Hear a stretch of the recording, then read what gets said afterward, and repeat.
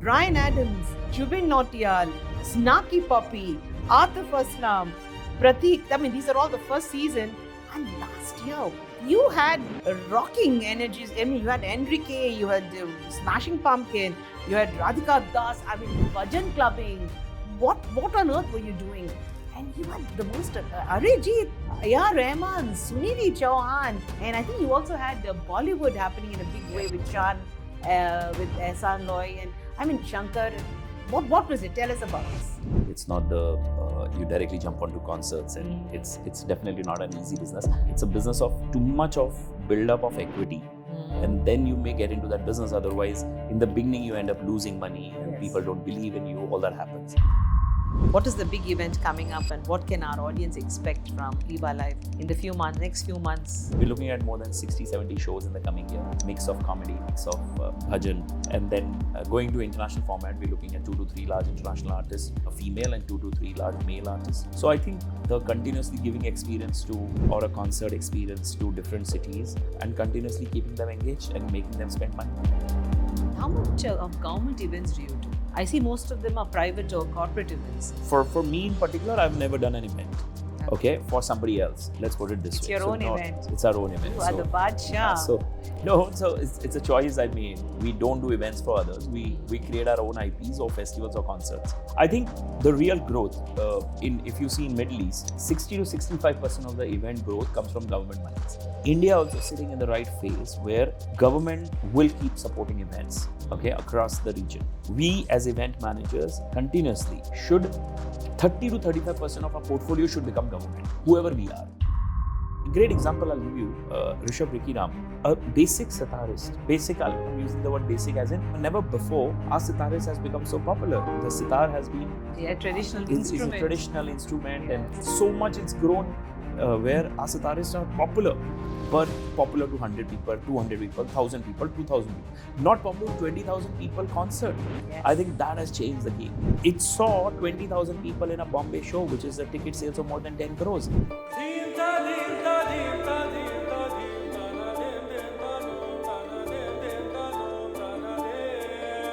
Now a sitar is giving that. That is the magic of life.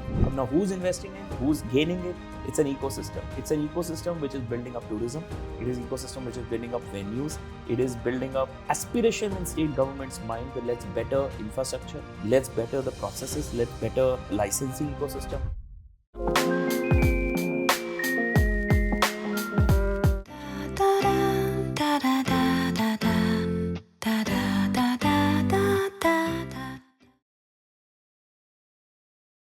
In order to be irreplaceable, one must always be different. A winner is always a dreamer who refuses to give up. Hello, I am Meenamma. I'm a storyteller and a trainer, and I wish to share my chats with inspirational people around me on varied topics of global interest with the hope that my audience may design a better life from my episodes. Each talk I do is an inward journey. Come travel with me today to meet an extraordinary Indian, a great human being. Do watch this episode till the end and subscribe to Meet Meenamma on YouTube, Instagram, and other handles. Welcome to today's episode, where I'm thrilled to explore the extraordinary journey of Deepak Choudhary, a true pioneer in India's experiential and event industry. Often referred to as the IP man of India, my friend Deepak has redefined the landscape over the past 2 decades, creating innovative platforms and intellectual properties that set benchmarks for excellence. From founding the premier event management school in 2002 to recreating event FAQs and leading EVA Live, his influence is profound and far-reaching. Much to be said, but much more to be learned. Let's meet the legend of the event industry in India, my own friend Deepak Choudhary. Deepak, how does it feel to be with Meenamma? It's a lovely name. I just thrilled to hear the name, and let's live up to it. Deepak, life is an event, and you and I know very closely that the event of life is the most exciting. Let me take you back to 2002, when you, as a young boy, started EMDI. I think this was the beginning of creating history for our country, India, because event management, our field, was still nascent. We were still on that starting line. Tell me that story of how it happened.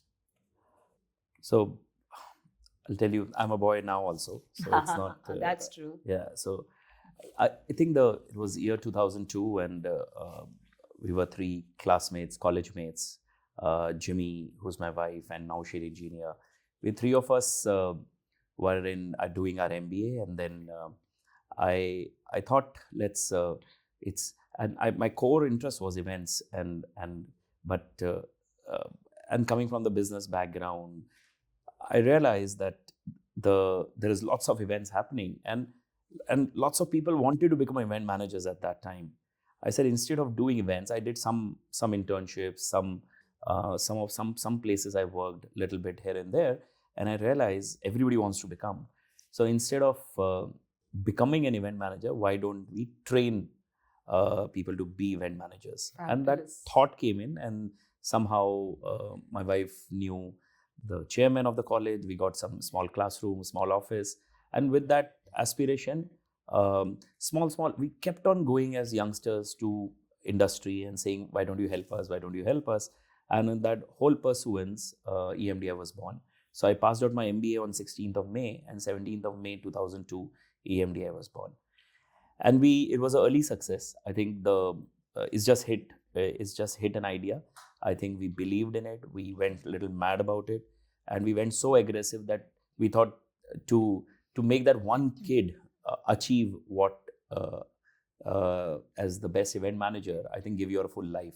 And with that aspiration, I think we started EMDI, and then when I see them today, I want to jump to today after maybe 24 years. Yes. Some of them are the helm of large event agencies. I think it's just when you walk into those organizations, and you're meeting somebody, and the bosses come and touch your feet, and that makes you cry that finally there is something you've done right. I think that helped us, and EMDI has done that for us. You know, in 1992, when I went to register my company, Razzmatazz, I was just a scientist with a passion for events. They didn't know where to register us. And there was nobody else. It was lonely. But just 10 years later, here you were giving, educational status to our fraternity. The classrooms were still empty, but the world was bustling with ambitious event managers. Tell us about your illustrious alumni. Who are the big guys you're really proud of? Right. Who are your students from EMDI? No, so I think if you name some companies like Wizcraft, we've got Manmeet sitting there from so many years, heading IFA, heading corporate, Alistair heading Dubai for Wizcraft. Or if you just move to 70 EMG, which is a company owned by Martin, Xerxes, Tanuj, Zarayas, and Kainaz. And the business head is for Mumbai is Subhashini. She was the first batch student. There was a student called Sushant who heads Delhi. And Sushant's father came and said, I don't know what he will do in life. And today when I see him doing large events, I think it's fantastic. And then Laksh Live Experiences, headed by Saurabh Khurana. Yeah, he's also your student of okay, EMDI. wow. But a lot of people I met 2 days back. I met a kid called Gaurish Lad, and he was doing a SBI event somewhere, and I was by chance in that venue.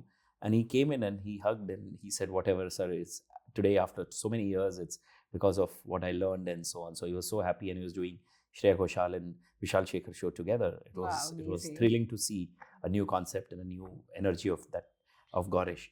But if you name the agency, I think lots of people who sitting at the helm of it, you'll see alumni of EMDI. You are a proud Guruji. I must tell you, my son is also a student and an alumnus of EMDI, and I'm so proud of you, because today, if I eat my bread and butter, it is because of you. Deepak, you were known as the IP man of India. You, at a time when we did not even understand intellectual property, many of us were dabbling in intellectual exercises. Right. But you came and told us directly that this is not the way you do it. Your story is replete with instances where you took up and you went on, you built, operated, and moved on. Right from being, your visionary initiator, founder of EMDI, IISM came in next, I think chronologically. Then you were the co-founder of EVENTFAQS. You were very systematic. Your game plan was simple. You had to go step by step. Tell us about those steps. 2002, then IISM, and I think it was 2000. When was 2007? Seven Was event EVENTFAQS. It was the first B2B publication where we could come and advertise or tell people what we were doing. How did EVENTFAQS come in? So I think there was no game plan, to be true. I think Seriously? there was no game plan. I think all the things what you see generally, it's been new or it's been core ideas which have come out of the people around me. Okay, maybe I'm not the direct person who's got those ideas rightfully. Sports Institute happened, IISM happened because Nilesh Kulkarni was a cricketer, and we were talking to him, and then a sports idea came in, and I said, there's a sportsman, why don't we start a sports institute? And today IISM is the finest sports institute in the country. Then radio school happened with Roshan Abbas, India's first, and in that time radio licenses opened up, and 360 stations licenses were given. And I went to Roshan, I said, Roshan, who better than you in radio? And we started EMDI in Campus Institute of Radio Management. And then we started EMDI in Dubai, and more schools happened and so on. But EVENTFAQS was again, it came out of knowledge that let's give information and knowledge to the industry. And we never thought of business plan in that whole engagement. And that was founded by, idea was a gentleman called Anant Rangaswamy. Anant used to be editor of Brand Equity, Anant used to be founder of War of DJs, Brand Equity Quiz. Anant Rangaswamy is one of the finest our industry, I will say, one of the most intelligent. We've lost him. Right. We lost him a few years back. But EVENTFAQS was his idea, and he said, let's just frame this and work on this and so on. I was the person said that idea came in on 1st of May. He said, let's work on it and so on. I said, not work on it. We are launching on 31st May. I know. I remember that launch. What a launch. Brilliant. So that's what. So we just launched it. I think we said, let's see what happens after that. And EVENTFAQS Media became an authoritative platform and a voice of event industry. And then you went on to create this super IPs. Your Wow Asia Awards. I mean, I've attended. The panache, the style, and the commitment with which your team does it, followed by the shows of India. Tell us more about Wow Asia, how it happened. So again, I said people around and their involvement of while EVENTFAQS. I was running the school business very heavily, and I was not getting time. And I was joined by Vishal Nagdev and Karishma Undalani, both husband wife and my brother-in-law. And he came from abroad, and he said he was wanted to become a photographer. I said, why don't you help me on this? And it started with the help, and finally, Vishal and Karishma took on to run EVENTFAQS Media, and where they formed Wow Awards Asia, which was a vision to gratify the work done by event agencies, and across the country, across the region, across the categories, from weddings to sports to events to corporate to MICE. And it went out of India so too. It started with India for many years, and then now Wow Awards Middle East is equally a large property, which gratifies event managers in Middle East. So it is, we get attended by now in its, we started in 2008 rather, and now in years, we're doing 17th Wow Awards Asia on 3rd and 4th of July, and it's attended by 8,000 people. And yes, we take Geo Convention and 3rd, 4th July, and the whole industry becomes the most aspirational event for the industry. And then we realized that there is lots coming out of EVENTFAQS and Wow, and knowledge is getting shared and categories are getting created. Lots of IPs got created within this ecosystem. One of them was Shows of India. So Shows of India, we thought the live industry has been growing last 4-5 years. This idea was mine because I love live. I don't know why, and it kept coming in that someday live will become big. And 5-6 years back, I said, let's start focusing on the live category. And we started a name called India Event IP Conclave, because IPs was gearing up, and which is now changed to Shows of India. So with that focus, that there should be a convention focusing on the live business, and that's Shows of India. And slowly it become a large platform now. You'll be able to see all what is happening in the live base business across the region, across the country. And and Shows of India is planned for 1st and 2nd May in Delhi, with everybody from live industry comes in there, whoever matters, whoever is there, and they will not want to miss this category. This is like a chapter of a book. I see a college where you learn, then I see a magazine in which you write, then I see an award that you receive because you're doing something, then I see a show where you can showcase yourself. But now I come to what I really respect you for, EVA Live. You are the king of concerts. I mean, you are absolutely the number one today. And I don't think the journey is easy because, when you do a stage show, I think it's the most difficult because there are so many parameters around the stage. The vibration is, of different people. But you do it so seamlessly. You're like a maverick. How did EVA Live happen? And the concerts, oh my God, I have a list of people. Bryan Adams, you're the champion of live. Bryan Adams, Jubin Nautiyal, Snarky Puppy, Atif Aslam, Pratik. I mean, these are all the first season. And last year, man, what were you doing? Didn't you get to sleep? Didn't you get to live? You had rocking energies. I mean, you had Enrique, you had Smashing Pumpkin, you had Radhika Das. I mean, Bhajan clubbing. What on earth were you doing? And you had the most Arijit, Rahman, Sunidhi Chauhan. And I think you also had Bollywood happening in a big way with Chan, with Ehsan Loy. And I mean, Shankar. What was it? Tell us about this. No, so it's not a journey actually which brings all of it together. It's not you directly jump onto concerts, and it's definitely not an easy business. I will not say easy business. It's a business of too much of build up of equity, and then you may get into that business. Otherwise, in the beginning, you end up losing money, and people don't believe in you. All that happens. So I think the believability started when I started India's first IP business called Event Capital, way back in 2012 with Laksh Media Group. And that when that journey started, we founded a lot of festivals at that time and IPs. I was not a concert guy. And first was Bike Festival of India with Mahendra Singh Dhoni as a joint venture. Yours. Okay, so wow. that we did in 2016. I think that was one gig we did, and at the Buddh Circuit, where bikers came in and Dhoni was a brand ambassador, and then journey jumped into something called India Kids Fashion Week, Windmill Festival, which is a kids festival. Yes. We did something called India Bridal Fashion Week. We got into Bollywood Music Project, which was the largest.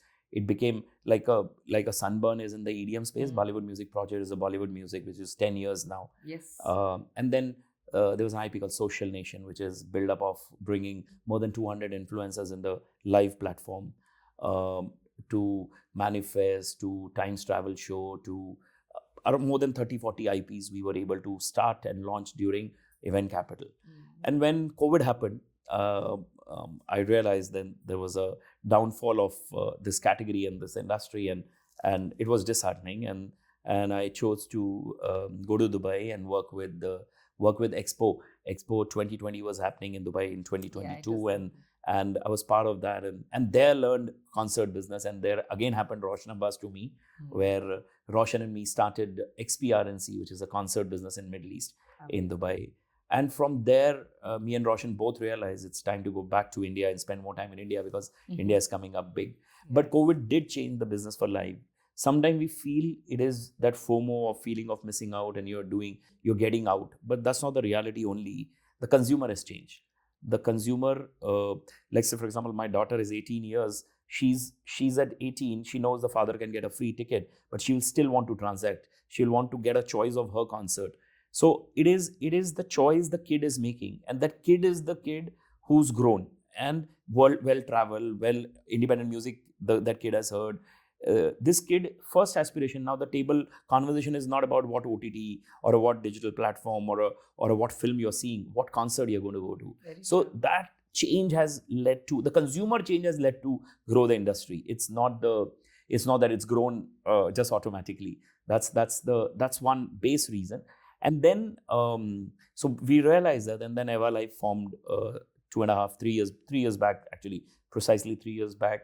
EVA Live formed, and I said, let's go back to Laksh and Event Capital and talk to Mr. Jalan. And so what we did in EVA Live, bought over all the IPs of Event Capital.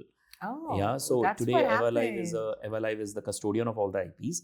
Plus, Everlive then started focusing more on concerts, and then happened a journey of Brian Adams happened to us, and we realized that there is a stickiness of somebody sitting abroad. They don't believe in somebody new, and that with that Brian Adams, more international gigs kept happening. Lionel Richie happened. We got Tiesto, we got Smashing Pumpkins, we got, and Enrique was a big jump for us. Enrique, I saw the madness, 2 days, 30,000 people each day. There were maybe 20,000 But women did you in plan front. two shows? You planned one show, No, isn't so it was correct. So it started with planning one show, and 30th October was the first show. On the day when we say 15th of July, we launched the show. It was Wow Awards day one, and the show got sold out in 6 hours. Amazing. Yeah, and we said, can we hold tickets for us? I want to go for the show, and we couldn't hold. So I reached out to the management and I spoke, can we buy one more show? And that's how the next day the second show got announced. It was a day earlier or a day later? Day earlier. Wow. So the real I realized the energy on when I was at the show. I realized the real energy of the show was day two, because that was a real buyer. Yes. And then day one, a lot of sale happened. It took a month's time to sell the show, but it was magical to see followers of Enrique in India, and it was too good. So with that journey, I think the concert business in a 4-layer ecosystem where you're dependent on international market and the people coming to India or Middle East, and they will want to see India as one category. BookMyShow, Zomato, both of them are ticketing platforms which have scaled this, and we are the one. So few of us have been able to scale this category. Second part is the Indian artists. Indian artists is divided into two. One is a large Indian artists which have been with Cell, Arijit, Rahman, Sunidhi, Shreya, Sonu. I think these all will sell as they will keep growing as the time comes. And the second set of people are people who are independent music artists, creators like King, Bismil, the Anuv Jain, Pratik Kuhad, and they keep creating music, and the newer music like a Fahim Abdullah has come there. The new music will sell. So that's where this format, and then IPs is a format. Festivals will keep growing. Festivals will keep happening. We're doing umpty number of festivals. And then comedy is one space we focused on. And so you've been working multi-genres, different disciplines. It's not just music. No, so it is the consumer. We understand consumer well. Okay, so finally what a consumer wants to see, and that becomes our product. Yes. And then you get whatever product and market that product well. And finally, if a consumer will like that product, Russell Peter was our last show. We were chatting about is Russell for our TG? No, it's not. And it is, but not for the youth. And the definitely the Gen Z doesn't know him, and they did reject him. Yeah. So, but we were successful to take Russell 7 cities with our age people and above, and successfully he was still relevant. Jenny, when you decide to do a live concert, who's the consumer you're looking at? I mean, do you decide, I'm going to now cater to the Gen Z on the Alpha? Now I'm going to cater to the married Bollywood fan. I mean, how do you decide who's the guy who's going to pay for the tickets? So sometimes your artist decides that. Okay. So generally, like for example, when we decided Enrique, we were clear who's going to buy this ticket. I was clear that my wife is the first TG. My wife's friends are clearly, I'm doing the show for my wife's friends and wife. Yes. Now, and she was more mad about him than me or boys. Okay. So it was clear, TG, what is the TG? Yes. Okay. And same goes to, let's say, a Bryan Adams, little up the TG. Bryan still will be from the top to down because we hear his songs every day in the club and conversations and so on. So he's still relevant to every age group. Yes. But Enrique was still relevant above. But as you like a Kanye West coming now or lately, it is for Gen Z. Now, if you and me will standing in that crowd, we will not be able to. We will say, "What is this happening?" We won't understand. Yeah, that's how they feel at our concerts. Exactly. Sometimes when you see a lot of reviews comes of a concert, I didn't like that concert. Reality is you were never the fan of that person. You never knew that person. You never knew that person. So sometimes we end up going to concerts which we are not fan. And that's what should happen. So you should avoid going to the shows where you're not a fan. Tell me about Arijit Singh. I think you did a great job, fabulous job. Tell me about Arijit Singh as an artist, as a product, as you and I call him, but that's a beautiful human being. I believe he played on for hours. Yeah. Tell me about staging an artist like him. No, so I think lots been spoken about Arijit at many places by many people. I think he's a God man, okay, and God is behind him, and what he creates, it just comes with. When he was performing in Abu Dhabi for us, and we saw that a stadium full in Abu Dhabi, and at the end it was 5 hours of performance, and while it was at the end, I thought he'll have some water, he will sit, nothing, No. and continuously he's chatting with He the performed crowd. 5 hours? 5 hours he was on, and continuously, and he's chatting with consumer, the crowd. Okay, which song you want, and he's seeing far and asking the song and performing that. See, I don't know how is he getting to know that what song that person is asking. It was so amazing. That's what I'm saying. He's a God man when you see him. But very people like him, they don't anymore need new songs, and they've achieved, like it's similar to what Lata Mangeshkar had done, or a Mohammed Rafi did, or They've reached that level? large artists have done. They don't need more songs to make right. them what they are.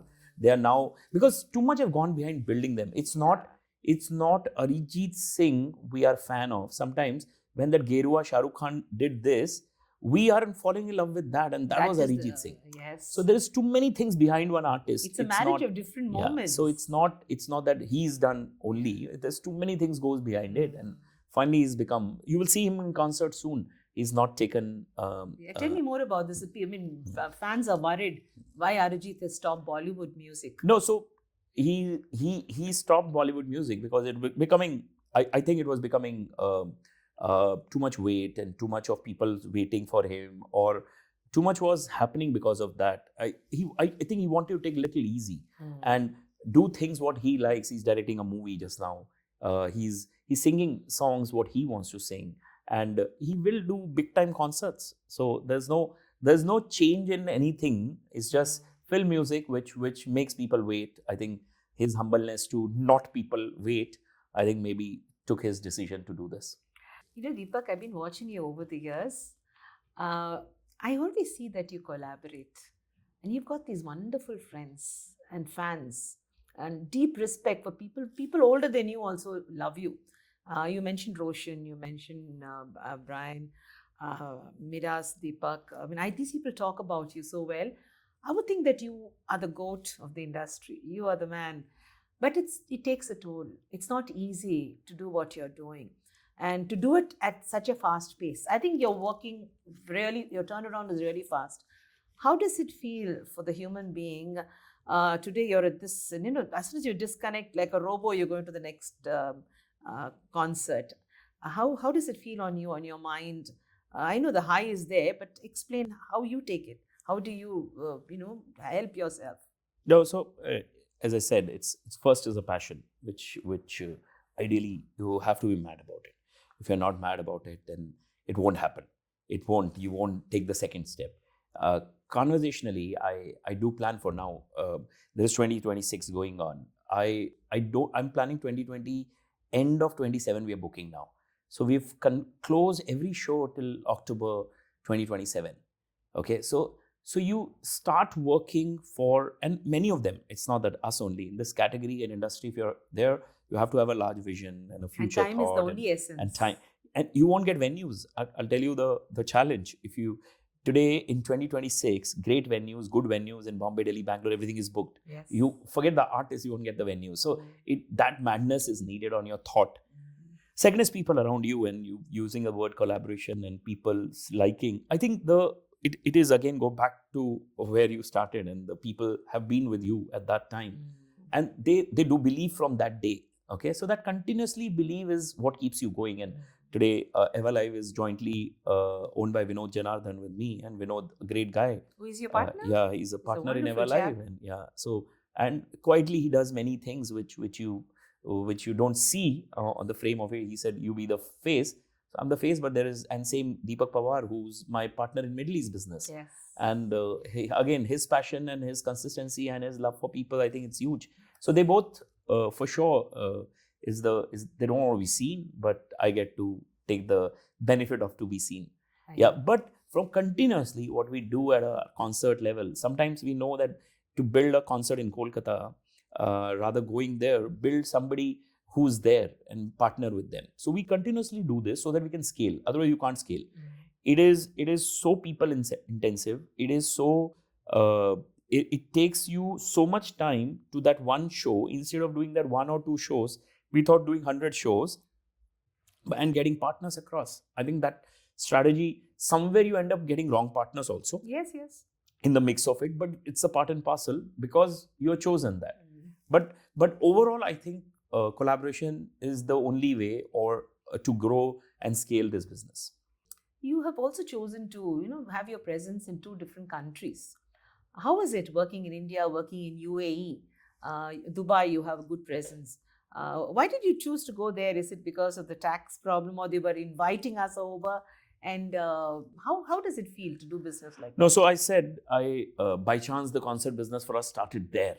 Okay, Seriously? because of the COVID, Oh. I moved there for some time, and so concert business didn't start here. The festival business started here, and that move to Dubai during COVID, actually, I learned that market very well. And when I realized, and then I thought, and Dubai is the biggest city in India. Yes. Okay, biggest city in India. In India. So that's what. So sometimes we don't realize that there is an Indian who is in love with the music, Indian music, and is ready to pay a lot more. So it started with that why can't we and we understand that consumer well. Yeah. It started with scaling up the getting the artist there, and you had the artist believability sitting in India. So we started there, but we realized it's not that large a market. Okay, India is huge. Okay, Correct. so with that, I think there was a choice to stay in India or to stay in Dubai, and taxes and all at this is not such a big thing. But when you want to scale the business, it is India. It is India. Yeah, it is India. And then finally, it was easy to work for Dubai sitting in India than sitting in Dubai and being part of that ecosystem. So I travel every month. Yeah. But it's not challenging if you have enough business between both the cities. Take that as a city. Don't take that as a country. Correct. Yeah, it's just simple. You feel it's Yeah, just next and door. I travel Delhi every week or every 10 days. I travel to Bangalore often, so it's not difficult. Deepak, the live industry event, as per statistics that I read, is worth about 20,000 crores and going to 30,000 crores in the next few years. Who is investing in the live events? Okay, so I'll tell you the where we were and where we are it is from the beginning on those days of when Michael Jackson came in, or DNA Networks was completely continuously on it, and then Orange Juice started with Owen and Jairam, and they were on it, and they much before anybody saw, and then Ashish Hemrajani at BookMyShow has been much earlier. I think world over you go, he's a big brand, and when it comes to live in India, yes, Ashish is a big brand. So they've invested. Ashish has invested for more than 15 to 18 years. There was a time when BookMyShow revenues were 75%, 80% film, and 10% maybe sports, and 5%, 7% on events.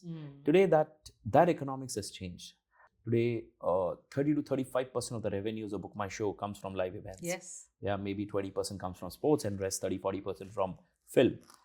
Now, so this is the change. This change now, who invests? There is an ecosystem of finally it has to be a consumer money. Okay, if consumer will not pay, none of us can get an artist. With that belief, artist happens. Now, with that belief, a few of us, 4, 5 of us, we end up meeting a lot of agents across the world and identify what will work in India and try to match that.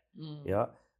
Say a Coldplay was an example of what BookMyShow was able to get. Correct. It has changed the live ecosystem in our country, where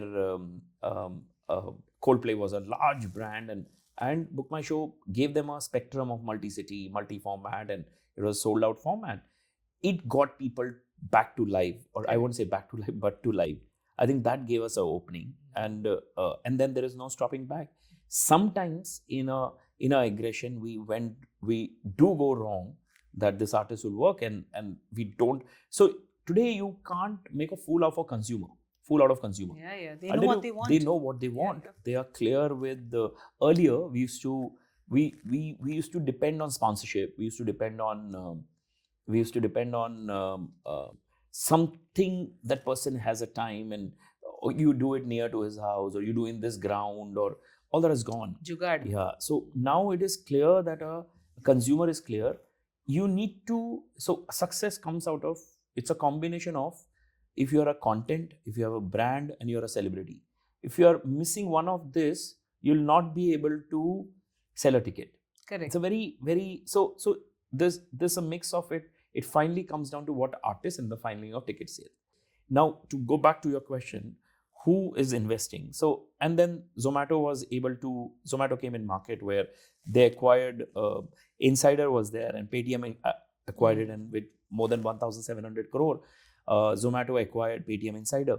And then now it is called District. And if you will see consumer experience at District, it's unbelievable. They are first consumer company. So sometimes we are a first promoter company where we may end up missing a consumer, but we will make sure our production is great, where our artist is taken care, and so on. And sometime consumer experience will end up forgetting. Yeah, where Zomato and District comes in. I think a consumer experience, what they will know that this is not visible, or this. So all that is been great. And great example I'll give you, Rishab Rikhiram.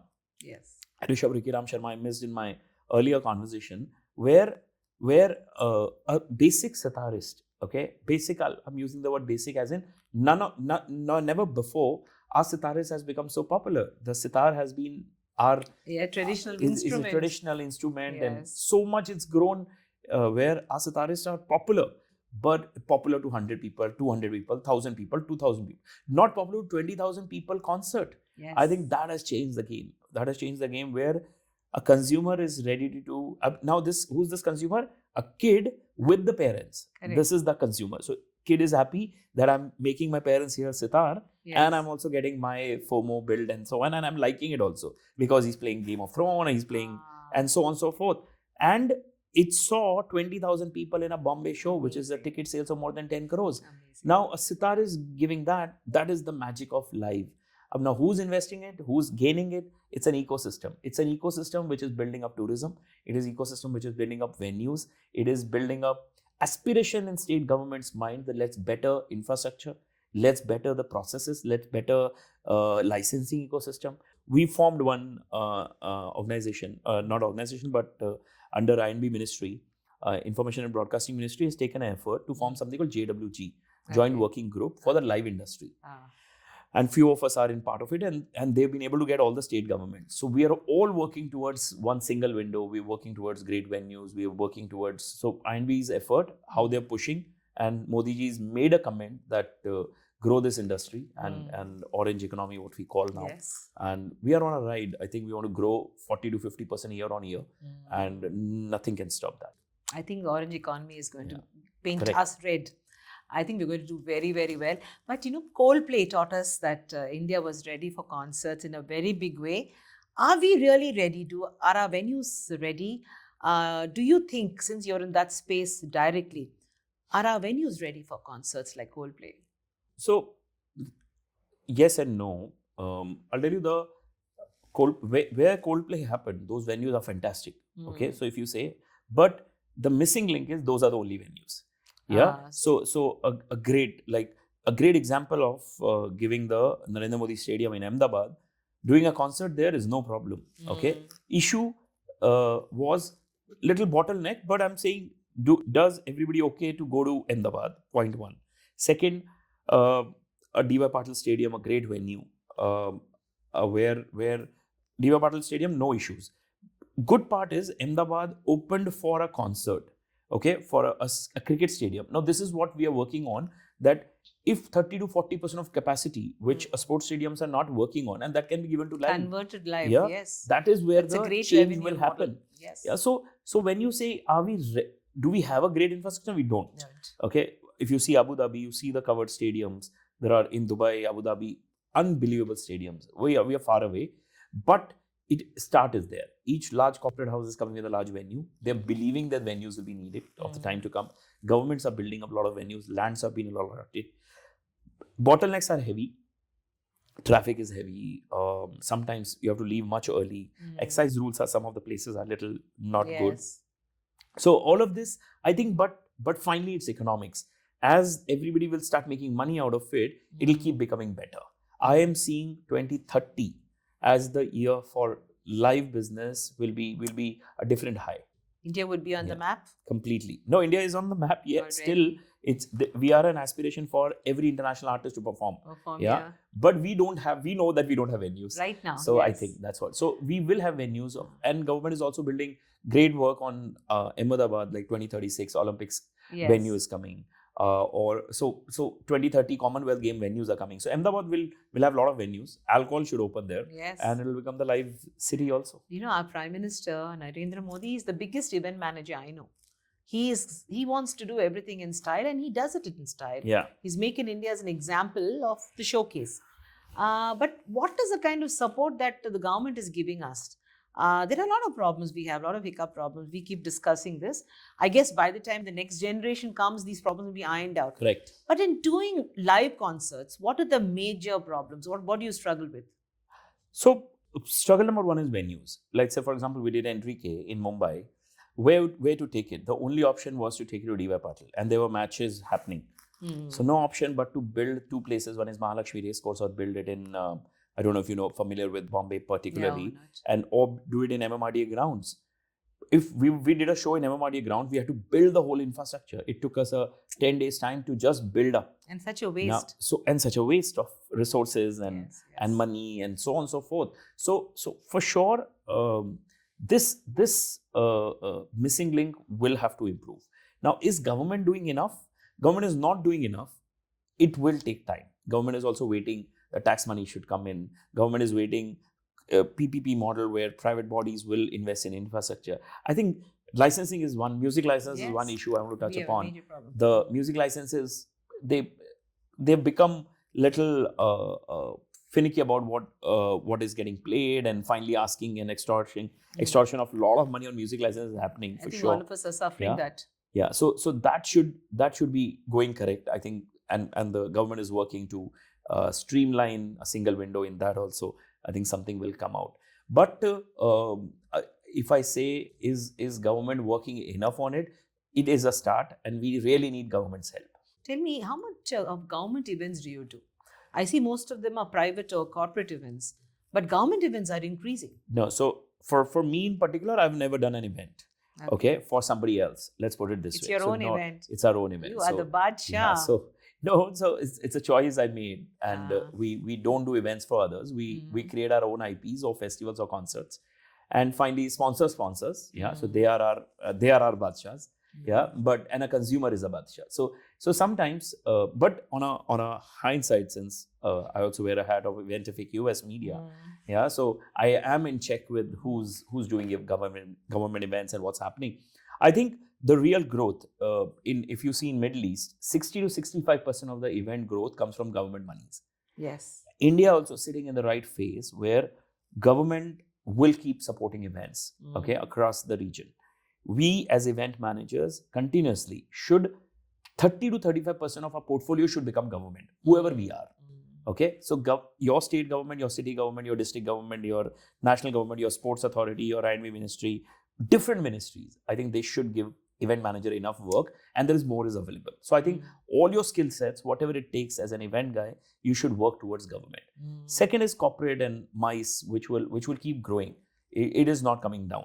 Yeah, it is not coming down because corporate events is a format of, as an organization will grow, they will spend on entertainment of their people and so on. So it's not coming down. And third and the last is weddings. Yeah, so weddings and social events. Here comes our cup of tea. Correct. So weddings is, we all know that what we are looking at wedding, it will grow 100% year on year, not lesser. So 100% year on year, it's looking at wedding. Live business is 50% year on year, and corporate 25% year on year. Average it out, and you will see the event industry, we will jump out of the media industry overall. We will be, by 2030, will be larger than the media industry. God bless you. Yeah. God bless you. May that dream come true. What do you enjoy the most? I mean, you've done so much. You've been a teacher in your own sense of getting a school in EMDI. You have been a media person with your publication. And then you have seen events very closely. In which avatar do you think you're the best? See, I'll tell you we've also launched a school again, and we were able to exit EMDI, and we sold EMDI much earlier in 2008, and and then I helped Whistling Woods International to Subhash Ghai's film school to. I added some few schools there and so on. And lately, we've started our own school again with Bhavan's College and Mumbai University. This is MSEED? Yeah, this is MSEED. Yes, you are doing a wonderful job. So that Management School of Events and Experience Design, which is a 20,000 square feet area in Bhavan's College. Is it 49 acres is what I heard? Is that true? No, that is full. Bhavan's College is that much. But yeah, we've got a floor there. In that, the kind of work what we're doing education-wise is it's the kind of teaching we've changed the whole flow and format of the learning and what is required. The mentoring is a format. So is it hands-on also? Do people learn on the job? A lot of hands-on. That's the must in the event category. But a very differential kind of education where ideally actually it is matched with what you want to do. So let's say you want to work for a event agency in a brand. You will have and that event agency has a client, let's say an auto company. You will know more than auto company about that company more than that event company knows. So it's very incubated in such a way that kid comes out to be excellent kid and can get a great job. So my love, you can see, is for education, first part. Amazing. So my love for education will stay on, but my whole life actually is the love for events as a category. Yeah, I do believe, and live becomes the face because you finally consumer is there at B2C, and B2B you get restricted to a part. What can we live, or what can we live this life for, to live something large for the event industry? I think that's where and be a part of that growth and incubate more kids to get in, build up better infrastructure, build up better processes, build up a scalable model, get the government respect in our industry, and grow it all. You know, I think event management experiences, we very seamlessly went from events to experiences. So everything we do is to give experiences. We are a baby industry compared to all that. We are just a few decades old, and there's a long journey to be done. And maybe we are the pioneers sitting here and discussing something that's going to be one of the biggest industries. You wrote a book called The Staged, isn't it? What was your book about? I'm so happy that there is somebody who actually put down at this stage. So it's been some time. It's been 4-5 years, I think, maybe more. So that book came out with actually it was more of another friend of mine, Sapna Navneet Mohan. She was a great writer, and I said, let's write something together, and where I can get your writing skills and I can put a vision to what I want to achieve out of it. And we were lucky to get our first book in events, and we said, let's build up stories of people who achieved in this category. And the book is about on sports, Vivek Singh and Anil Singh are speaking. On corporate events, Bryan is speaking, or Roshan is speaking on some bed, or Martin is speaking on weddings, and Sabhas Vidaf Andre of his craft stories coming out of it, and so on and so forth. So it's stories of event managers coming out in a way where you can get inspired to get into events. What to expect? Who's the event? What is the big event coming up, and what can our audience expect from EVA Live in the next few months? So EVA Live, as I say, if you have something in mind, we'll bring that, part one. Wonderful. Yeah, so it's not challenging. Yeah, we believe that India is ready to. So we've got a format of, we're looking at more than 60-70 shows in the coming year. Mix of comedy, mix of Bhajan. As I said, Radhika Das was a great example, and we saw the success. I'm going to ask you this question. Yeah. So, and then going to international format, we're looking at 2 to 3 large international artists, India female, and 2 to 3 large male artists. And we've got a entourage of Indian artists. So I think the continuously giving experience to or a concert experience to different cities, and continuously keeping them engaged and making them spend money. Will it be only metros or poor cities like us? We don't do, I won't say we don't do smaller shows. Currently we're in the format where we need 20,000 people, 30,000 people. And to break even at least. It's all large format. So difficult to get into smaller cities. But yeah, top 3 to 5 cities top 10 cities is what largely our events will be in. And here I want to talk about MasterCard. Yes. So MasterCard, somewhere we got them in this journey and with us, and they believe on live business is huge, and their simple thought is access to something good. I think you get an F&B discount and you get a ticket a little faster, and so MasterCard has also added, and their belief in life has changed the game for us. Yes. And continuously they are with us for long term, and we are delivering for them to their consumer continuously. We both are integral parts of EMA, the Event Management Association. It's so important that we remain in a family. How important is an association for an industry like us? I'll tell you, I was not the founding member, but sometime in 2007, 2008, EMA came in formation, and when it was young for me also at that time, and when my first introduction to everything was EMA. Yes. Okay, so it is, our association becomes any association becomes that community you're part of, belongingness is there. So I think from that day of belongingness to something, finally you look for where you belong to. Our industry was very fragmented. I think EMA as a thought has been able to consolidate our category, consolidate the brains, get togetherness, talking to the one body, talking to the government, one body talking continuously of the growth, and keeping engaging. EMA's effort to build regional authority bodies, EMA's effort to continuously build events for various categories, for families, but continuously that learning and the process, what our association done in the last 16 to 17 years is fabulous. I think all the presidents who've remained and the teams and who've worked hard, I think, and it's grown as a membership. Yes. I think if you are an event manager, if you don't have a EMA membership, you're missing something. You're missing something. Very true.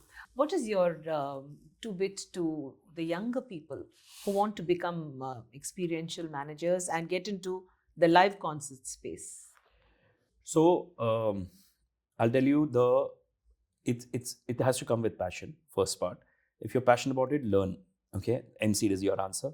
Yeah, so learn about it. And continuously attend. So a normal human being grows by three things, what I believe: by reading, by meeting new people, and going to new places.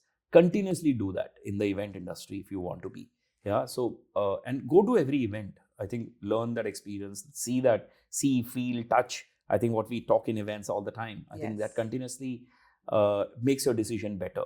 Yeah. So anybody looking at it, we are a large industry, and should jump onto. It looks glamorous from outside. It is, as we know, it's a lot of hard work. Glamour just stays for some time. Yeah. Yes. So if you willingness to work hard, different timelines, different formats, different cities, and that madness, if you have, I think event industry is for that kid. Deepak, you created magic for a religious country like India to have Bhajan mixed with the word clubbing. It was like a DJ version of our culture and Bhajan. And we had the whole nation jumping and dancing to Bhajans from Radhika Das. Tell us about that experience, how Radhika Das happened to India, to you, and to our senses. So I'll tell you, it is this consumer who's changed again. I'll go back to that. And this consumer would have not paid for Bhajan. Okay. Where and why and how the kid or that person is paying. So it is an overall experiential economy which has added to our real culture, and how the both have been matched. Radhika or Krishna Das or some more of them, they have been there. Okay, but we were lucky to get them to India. I think, and then when we saw their journey, I think we learned with the time. Again, no vision about it. Consumer made us learn. Consumer made us learn when we saw 12,000, 13,000 people in Delhi at Yashobhumi, and chanting and singing and they crying. Were dancing in trance. And dancing, and it was so beautiful. And you realize that the real love of there is that culture of theirs of the past, or religious moment, or a bhajan you were listening for your life. Yes. And when you give them in a frame which looks very beautiful, I think it just turned around to give us 9 shows of Radhika and multi-city, and we toured with him, and a great guy, Haribol, he says, and and you can see that purity while they're chatting, while they're working Yes. on it. They are blessed with what they are, and then people follow.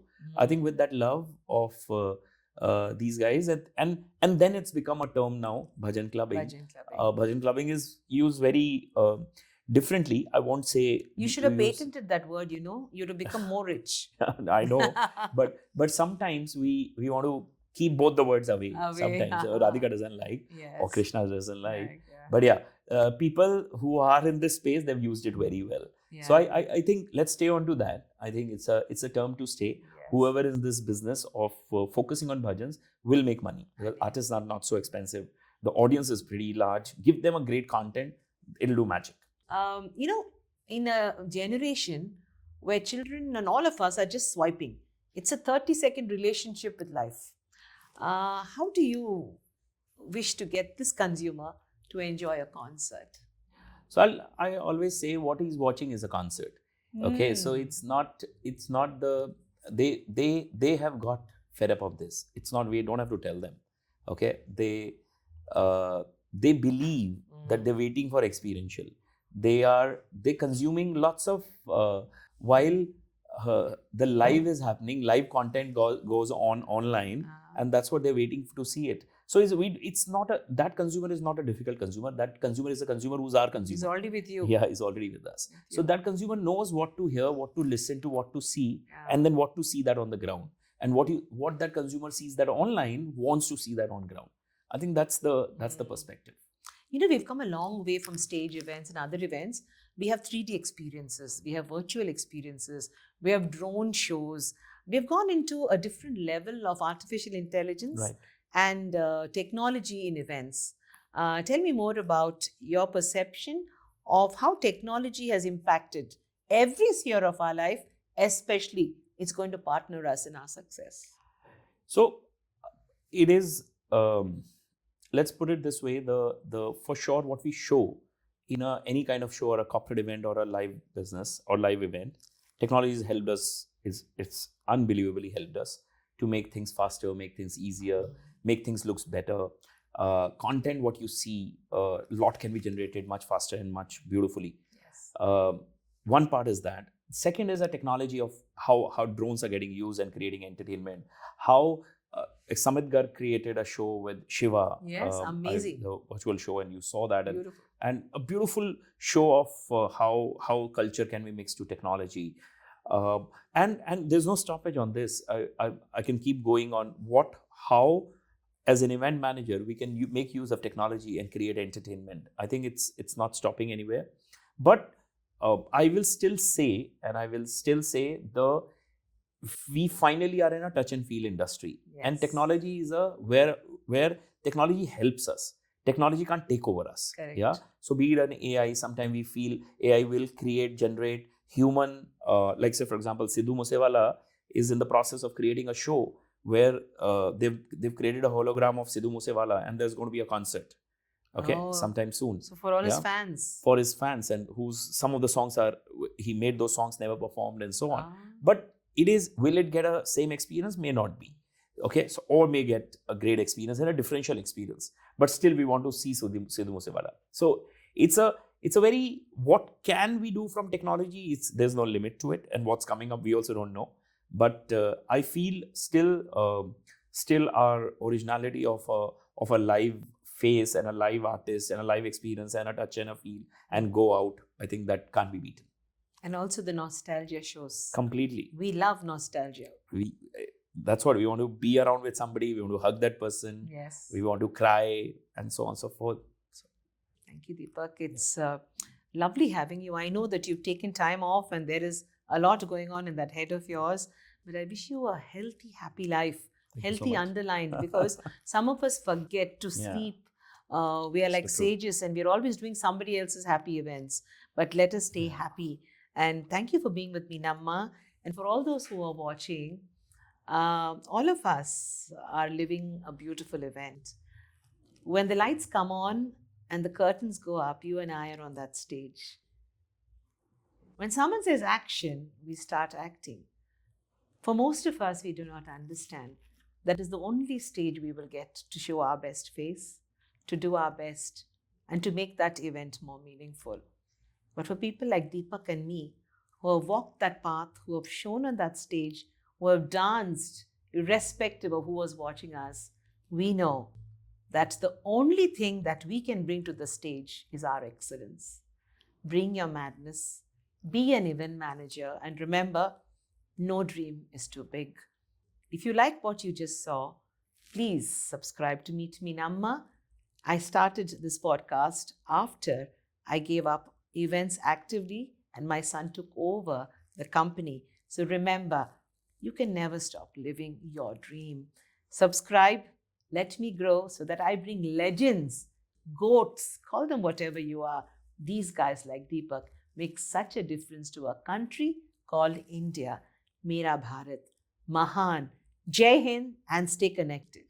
Great interview. Thank you. And I was here with Meet Meenamma. I think if you don't follow it, follow it. I think Indian stories, my story was a simple story, but what she does with stories, I think it's beautiful. The kind of people who come in and the kind of experiences they share. Meet Meenamma brings it all. Subscribe if you have not. Thank you.